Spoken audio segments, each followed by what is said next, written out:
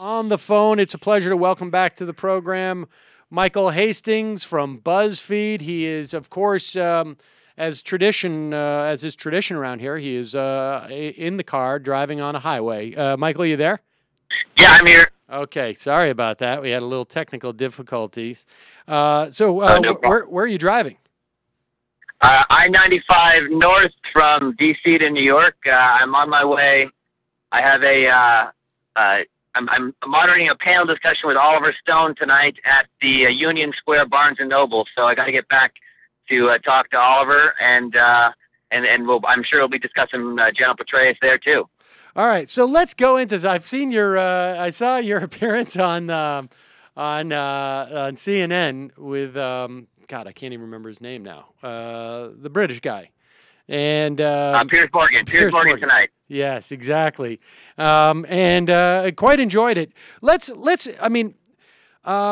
go through just the whole sort of breadth of the scandal, because last night you were aware of another element of this that was dropping, and then we'll go into Petraeus's real legacy. I mean, the irony of all this is that despite everything that we know Petraeus has been engaged in over the past decade, more or less, it is ultimately something sort of silly that is bringing him down. And but so first off, I mean, this is all seems just incredibly strange. The guy has an affair.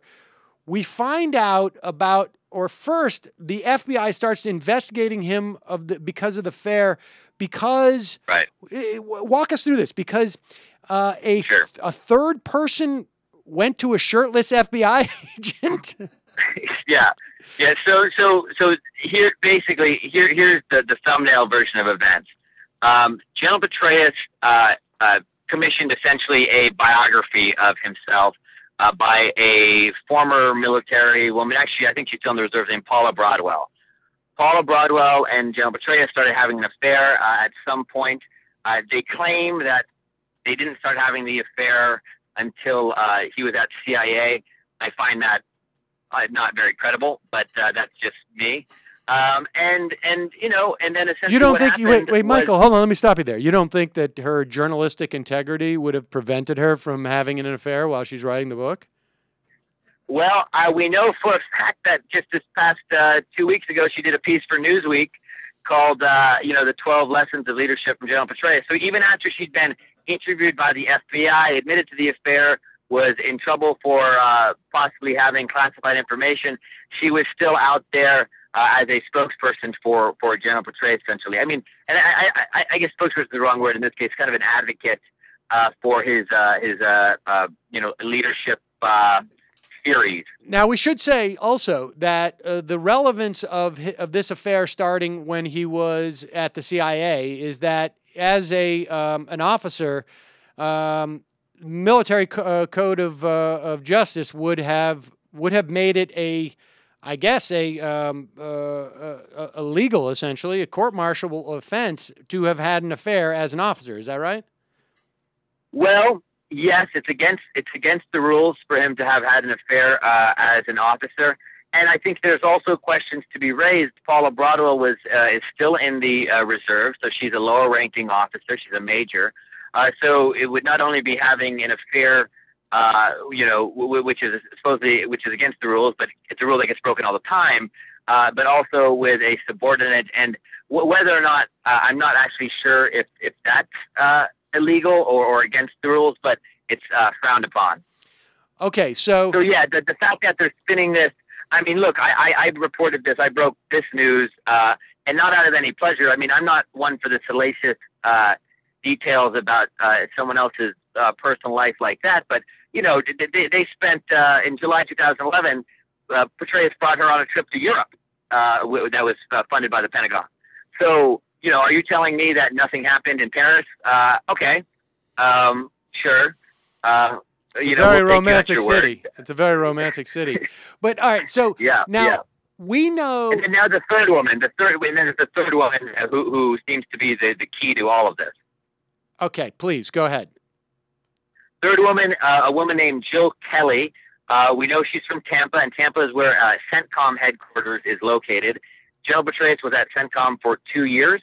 Was down in Tampa for about a 2-year period. That might be a little off my dates there. And we know that she was close friends with Petraeus, and apparently we learned last night that she was also involved in a email relationship of some sort with the other commanding general in Afghanistan, a Marine general named John Allen, and it was harassing emails sent to Jill Kelley from Paula Broadwell that sparked the shirtless FBI investigation. Now, my understanding is that Kelley went to the shirtless FBI guy is a guy who Kelley had a relationship with, who apparently sent her shirtless photos of himself, which just seems. I mean, there's a couple of things that seem a little weird about this. One, why do you go to a guy who's sending you shirtless photos to check on these emails? Two, what's in it? Why is the FBI taking a case of a woman getting 6 emails or whatever it is, harassing emails, and why do they dig into? Is this their job? Well, I think my guess, and now I'm assuming a lot here because I have not talked to the FBI agent and I have not talked to obviously Jill Kelley, but my read of the situation is that she's friends with this guy from the FBI. I don't read too much into the shirtless pictures as much as clearly this is a woman who has a lot of friends, very social, and I'm not so I don't think it's an Anthony Weiner type situation. I think it might be more innocent than that. But I think she says to her friend in the FBI, "Hey, can you help me out? Can you figure out who these emails are being sent from?" Apparently, they go. Her friend introduces her to the cybercrime squad. The cybercrime squad initially said, "Well, no, this doesn't seem like it merits it." But then they looked into the statute of Lacoste and they found an excuse to go searching around in Paula Broadwell's email account. Now, they didn't know it was Paula's at the time. They found that out later, and then they realized that, oh my God, this fake email account of Paula Broadwell that's sending harassing emails is also communicating with the head of the CIA. Right. Now, again, I'm an anti-secrecy, anti-national security state guy, but playing by their own rules, if they think that the head of the CIA is somehow his own secret email account is somehow breached by someone who's also sending trending emails, you can sort of see how there's a legitimate, case once you get there to say, oh, well, actually, what's really going on here? Right. But I think it was a favor. It was a favor to the shirtless guy to start looking into it.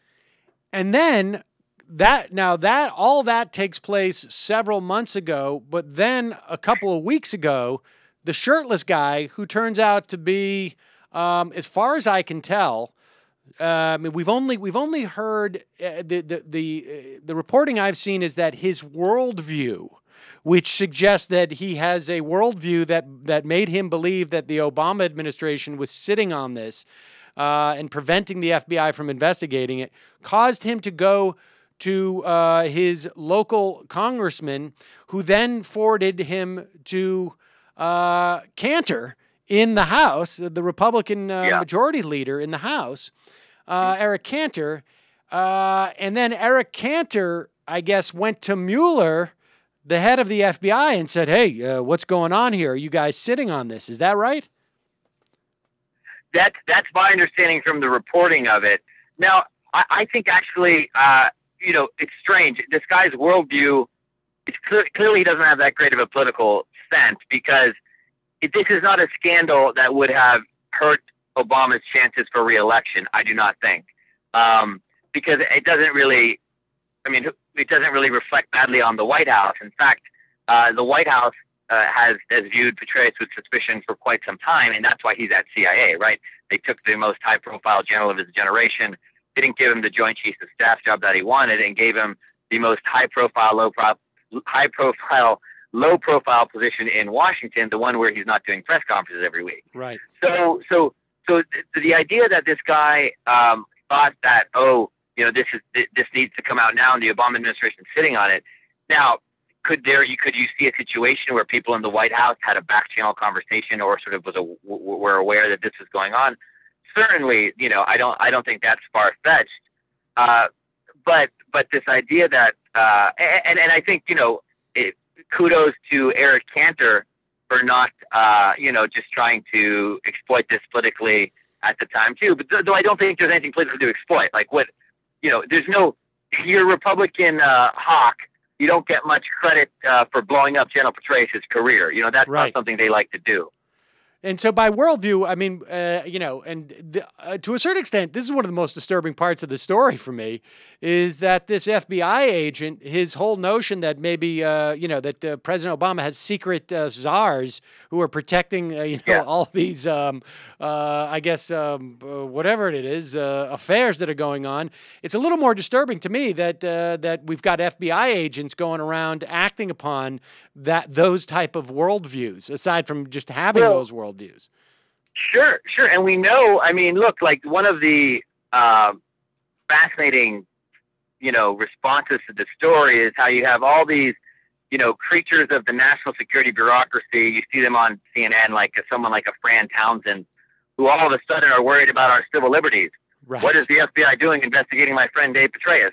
When in fact, they've been committing these kinds of violations, post 9/11 with fair regularity, without much justification. They've been spying on political activists, Occupy Wall Street people, Muslims, and general, people they consider enemies of the state.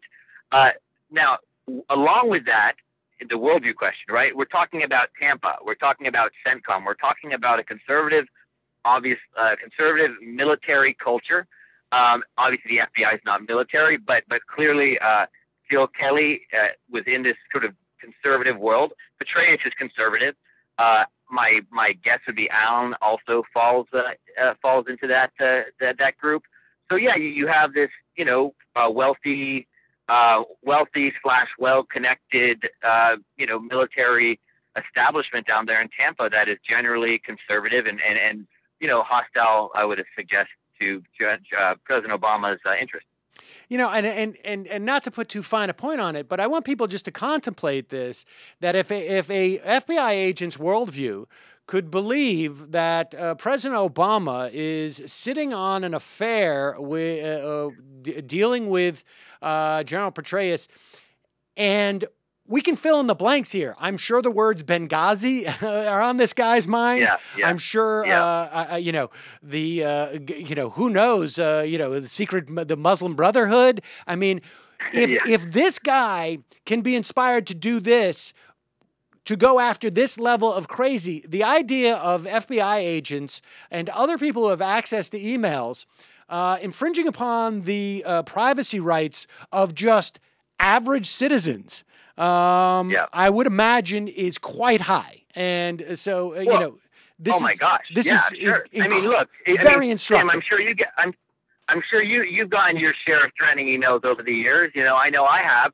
Do you think if you went to the FBI, they'd spend too much time tracking down who sent them to you? No, of course not. Of course not. And yeah, so, I mean, there you go. The elements of the story of just sort of the corruption of the sort of the nepotism, and also the fact that, FBI agents can be crazy too. And FBI agents can be massively paranoid. And if they can do this in terms of the head of the CIA, they can surely do it in terms of the head of a guy who organizes community organizing, or, is running a food bank, or protesting against the treatment of animals, whatever it is. I mean, so this has been rather instructive in that regard. And so now, what of this, just to get sort of some of this sort of like extraneous stuff out of the side, there was also a Paula Broadwell went out, I guess was on CNN, claiming that there was a CIA, that what was going on in Benghazi was a CIA safe house or something. I believe that was at a some sort of forum in Denver, I believe, some sort of think tank event, but maybe it was on CNN. But right. I saw her say it at a forum. But yeah. Okay, yeah. No, and so what's that about? I mean, where does she get this in? I mean, that's also problematic too, I think. I mean, it just shows the relationship between, all right, fine, they're dating each other, but theoretically she's a journalist. She shouldn't be having this type of information, right? I mean, people are sent to jail and prosecuted for giving journalists this type of information if the information was even true. Well, that's okay. And I'm going to preface this by saying, I wrote this in my piece the other day about this. The way Paula Broadwell is about to be treated, being a woman and being involved in this thing, is inherently unfair. But I'm going to step back, and it's not about her being a woman. It's about her pretending to be some sort of objective military analyst, and the idea that I read her book multiple times. I swear to God, I was probably the only person to read it besides her co-author and her editor. Nobody actually read this book when it came out, but they tried to sell it as this package of this kind of great military analysis into Petraeus. But there was nothing there. What was interesting, that she didn't actually put anything of any value in that book except for a few small nuggets. So she doesn't publish this stuff, right? But now she goes from fawning biographer to, think she's Cy Hirsch or Woodward and Bernstein, dropping, dropping classified information, not publishing it, mind you, but dropping bits of classified information at some forum with other, military think tank types. And I think this is problematic in many ways. I'm all for, national security bureaucrats giving us secrets, right? Like, as a journalist, I sometimes deal with classified information, sometimes I don't, and it's something that when you are dealing with it, you got to be very careful. You got to be careful to protect your sources. You got to be careful to protect, how you frame the information, how you source the information. Especially when you're dealing with very sensitive information, like the fact that there may have been a secret CIA prison in Benghazi, which is huge news. Now the CIA has denied it. So it's funny how she went from, fawning biographer and then, trying to pretend that she's some, this sort of, intelligence scoops that she's doling out. And I think that does raise questions about where is she getting her information. Was it directly from Petraeus? Is Petraeus leaking his mistress, top secret classified information? I don't even look. If your mistress, I don't even. I think good for King David to leak classified information, but he should, leak it to me next time. Right. You don't need to be sleeping with a person to leak it to someone. Right. Indeed, and I'm being facetious. This is a serious matter, and I'm having a little fun with it, but it is pretty serious. I mean, look, there's no reason not to have some fun with this, because there's so much hypocrisy that is being laid bare by this story. Oh man! In almost in a 360-degree fashion. I mean, you mentioned this on Piers Morgan's show, the idea that all of a sudden, if this was Anthony Weiner we were talking about, who didn't reveal any secrets, who didn't possibly break any laws, the press, it's a complete field day. Whereas when we're talking about General Petraeus, it is all because he has been tempted by these women. It is all because, he let his guard down. I mean, it's just absurd. People are talking, some news reporters are talking about, their dog died, if for God's sakes. And if it is a case that this guy was leaking classified information, what do they put him in the brig next to Bradley Manning? Do they send him to jail for 2 years like Kirchauer? I mean, let's be honest here.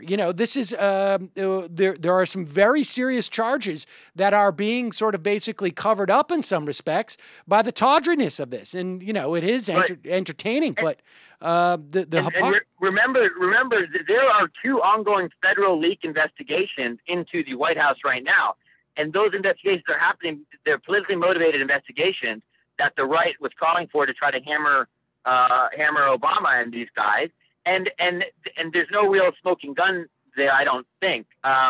So where is the right? I mean, I think they're going to have to start calling for an investigation into General Petraeus for this stuff. I mean, you can't avoid it. You just can't avoid it. The national security state, I've seen this on Twitter, but it's a good description. It's eating itself alive in this scandal.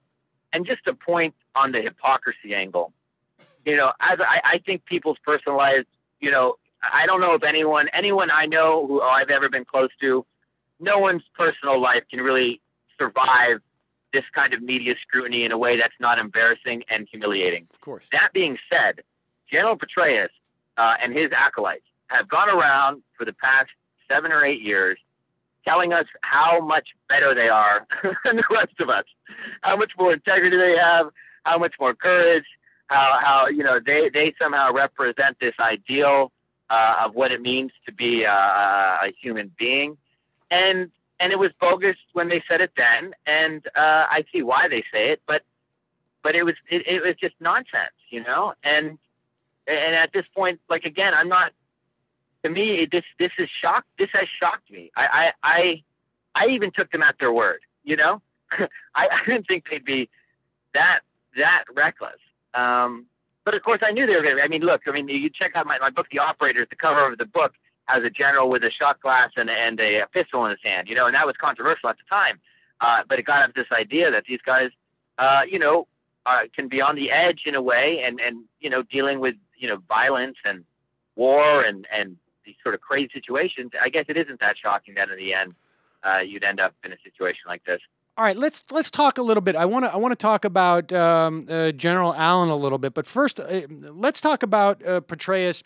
Give us, you know, I mean, I heard you speak about this on CNN, but I think it's also important to put Petraeus in a proper context. I mean, we have, right, you know, we've seen at least, you know, guys like Spencer Ackerman, you know, has written a mea culpa about him being, about how he was seduced into this sort of a cult of praising Petraeus. It's clearly the guy has a certain amount of magnetism and had certainly sort of built a cadre of followers who were creating this Petraeus myth. But just talk about sort of who the real Petraeus is. At least in terms of a general. I mean, not as a person. Yeah, right. I don't care about who he is as a person, but in terms of his the function that he has served in the U.S. government. Well, and God bless these guys for writing these mea culpas. I'm glad when they realized that they had just been running with the herd. You know, at least I guess we should give them some credit for admitting that they were wrong. But you know what's better than admitting you were wrong? It's not being duped. Right. You know, I'm just going to throw that out there as, you know, having some journalistic skepticism, because this isn't the first mea culpa we've seen from these sorts of journalists. They did it on Iraq, or they support Iraq, then they come out against it, support the surge, and like, oh my God, how could we be fooled by the Afghanistan surge? You know, and then now they're doing this with Petraeus. Who is Petraeus as a general? He's brilliant. He's a brilliant guy. He's ambitious. He had a sense and feel of the media and how to manipulate that and shape that in a way that is almost beyond any other public figure that I can think of. Like, brilliant, a master at it. And this starts from the invasion of. It started early on in his career when he was an aide to some of the top generals, and then by the time he became a general, it's the invasion of Iraq, right? And Petraeus did something very savvy. He embeds. He gets a reporter embedded with him named Rick Atkinson, who's a well-known, a legitimate World War II and well-known historian, and you know, Atkinson then writes the first very favorable account of General David Petraeus and the invasion of Iraq. And there's this great line in it where Petraeus says, "Tell me how this ends." So Petraeus is smart enough; he supports the invasion, goes in, but he also positions himself in the media to be the one kind of raising questions because he sees it's going to be kind of a disaster. And you see him do this throughout his career. He's on the cover of Newsweek in 2004 for his disastrous Iraqi army training program. But at the time, they were like, this is the man who can save Iraq. He got a lot of flack from his colleagues about that. And then the key moment, the moment that, you know, he will have, it's amazing. He took Iraq, which the country had decided was a complete debacle, something irredeemable, and he made us feel somewhat okay about it. He scrubbed it. He scrubbed it for the Washington establishment and he did that by a very savvy public relations campaign where he convinced the political elite and media elite in Washington that the surge was a huge success, and that we could leave, and we sort of won in Iraq. And there were elements of the surge that were successful, but not in the way that it was sold. And I know I'm going on a long time. No, that's fine, because I think this is important for us to remember. I mean, when we talk about the success of the surge, we're really talking about a surge of money that went to the Sunni awakening, and then we left them high and dry. There you go. And we the most vicious Shia Islamist people that we call terrorists, we supported them, and we gave them a lot of money, and they killed a lot of Americans. And we made deals with them, and it was this horrible, savage, brutal thing, not to mention the 800 Americans who were killed during the surge and the thousands wounded, and the fact that, what we basically did there was take a side in a civil war where at least 150,000 Iraqis were killed, and that's a number that Petraeus will never say. But they won't actually tell you how many Iraqis died. They'll say thousands or tens of thousands when the number is much higher than that. So when does the David Petraeus myth start to unravel? And there's actually a real moment when this happens. And it occurs when Bob Woodward publishes the book, Obama's Wars. Now, Woodward, to his credit, gave us the most critical mainstream picture of Petraeus to date at that point. And it shows how Petraeus manipulated the White House into getting involved in Afghanistan because he started to believe his own myth. And I talked to people at the CIA about this recently, that Petraeus started to believe his own press, and he thought Afghanistan was going to work, I guess. And he gets his war in Afghanistan, and then because McChrystal blew his career up, Petraeus has to go over there and take it over. But again, because he's shocked at the White House, he doesn't get what he wants. He wants to be Joint Chiefs, but instead they give him the CIA job, and that's how it all starts to unravel. It starts to unravel because he took his success in Iraq, or his perceived success, and he pushed it too far by getting involved in Afghanistan. And now you have Allen, you have Petraeus, you have McChrystal, you have General William Caldwell, all these guys who could have survived this decade-long war after Iraq with glowing resumes, at least as the Washington elite side. Have now destroyed their careers. I mean, it's like all the generals in Vietnam. They wanted to avoid a Vietnam-like situation in terms of how they were remembered, and they didn't. They crashed right into it. What happens? What's going on with General Allen now? I mean, he was on his way out. My understanding is that they were planning already this week, I think, coincidentally, to have confirmation hearings for Marine General Joseph Dunford to take over for Allen. Is that right? Yeah, on November 15th, they were supposed to have confirmation hearings. And so now I presume those confirmation hearings are going to go a little bit easier for Dunford, I would imagine, right? Well, who knows? Right. I mean, who knows how far this thing goes, really? Right. I mean, I guess they're going to say, like, have you just not for nothing, General Dunford, but do we have an email problem here that we should talk about? Or yeah. No, it's a real shame. It's a real shame. I mean, because look, I'm a pretty harsh critic of the Pentagon, and I always like to remind people too, though, that there's a lot of good people working there. A lot of people really believe in what they're doing, and even people I criticize might really believe in what they're doing. But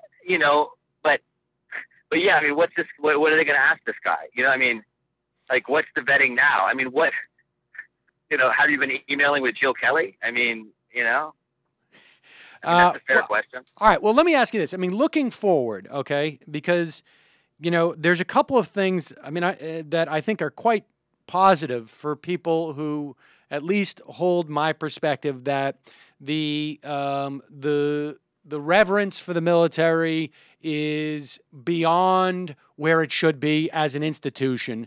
The budget for the military is certainly way beyond where it should be for a country. Mm-hmm. But let's start, and I want to address the fallout of those things. But what I'm curious about, and I've seen very little sort of analysis of this, I want to get your sense.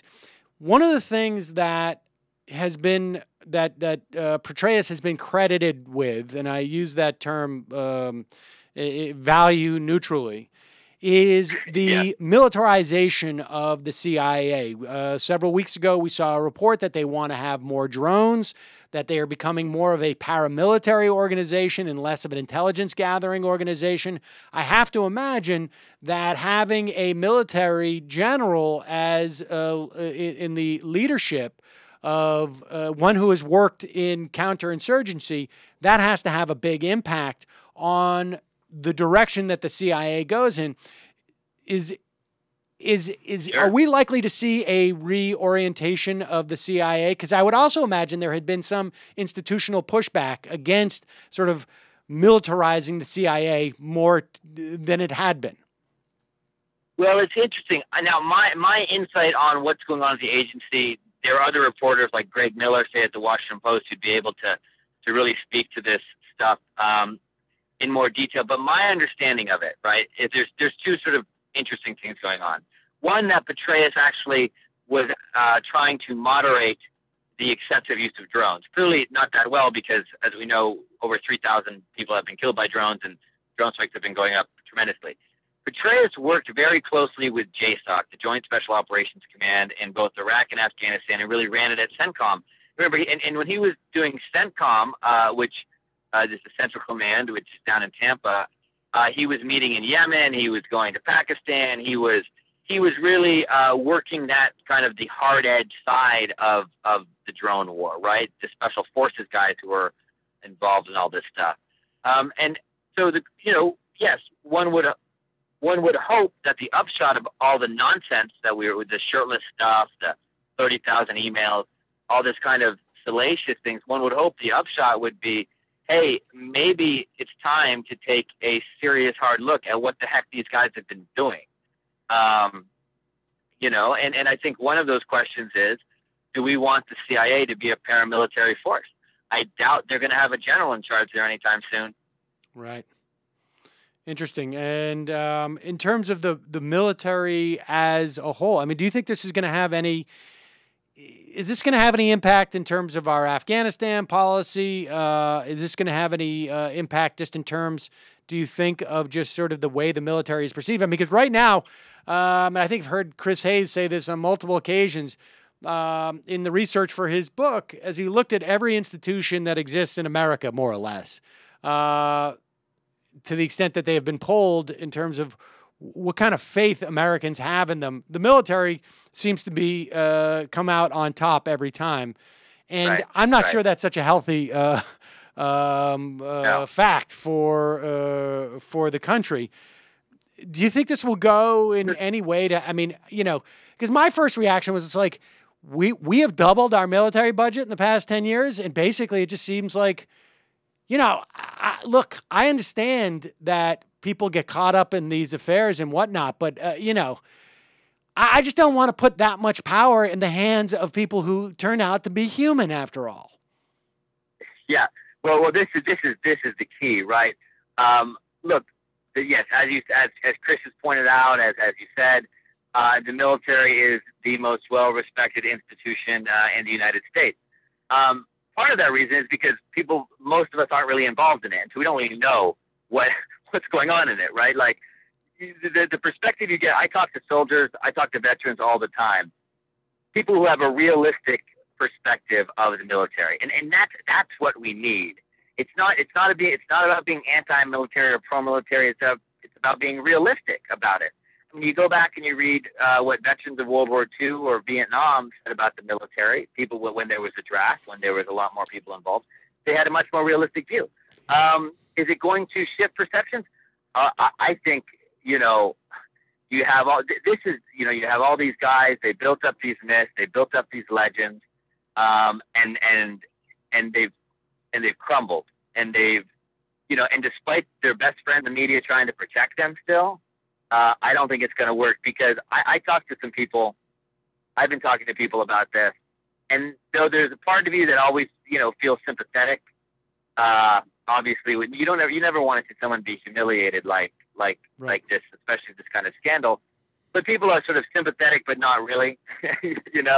Like, yeah, and this kind of these crocodile tears we get from our great, media, our great journalists are kind of a joke, right? Like, where are the tears for the whistleblowers that the Pentagon has destroyed?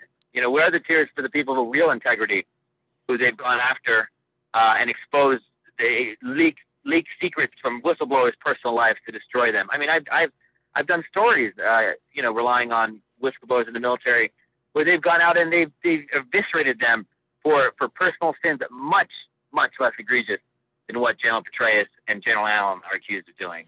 Where are the tears for those guys, men of real courage and integrity, who stood up for what they believed in, and got wrecked for it? That's all I'm saying. Well, Michael, thanks for taking the time with us. Please drive carefully, and I imagine we're going to hear more. Well, not just more about this, but I have a feeling there's more to drop. I mean, it seems like this thing has a lot of different aspects to it, and so drive carefully. Don't text while you're driving. Don't check your email.